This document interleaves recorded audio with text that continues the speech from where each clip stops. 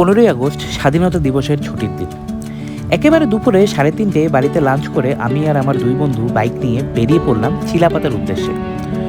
কোচবিহার থেকে খুব বেশি দূরে নয়, তাই কোনো বড় প্ল্যান না, একটু ছোট্ট বাইক রাইড, একটু ঘোরাঘুরি আর প্রকৃতির সঙ্গে কিছুটা সময় কাটানো। শহর পেরিয়ে যত চিলাপাতার দিকে এগোতে থাকলাম, চারপাশের দৃশ্য ততই বদলে যেতে লাগলো। কংক্রিটের জায়গা নীল সবুজ, আর সামনে শুরু হলো ডুয়ার্সের জঙ্গল।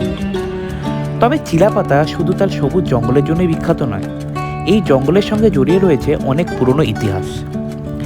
এখানেই রয়েছে ঐতিহাসিক নলরাজাগড়ের ধ্বংসাবশেষ।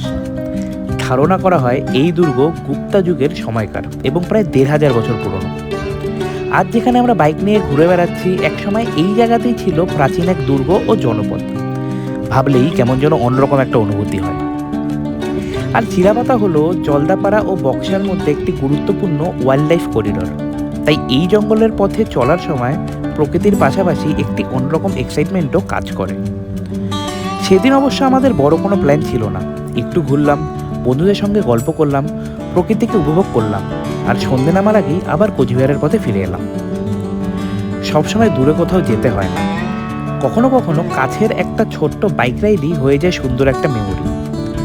তোমরাও যদি চিলাপাতা গিয়ে থাকো, কেমন লেগেছে অবশ্যই কমেন্ট করে জানিও। আর আমাদের এই ছোট্ট রাইড কেমন লাগলো সেটাও জানাতে ভুলো না।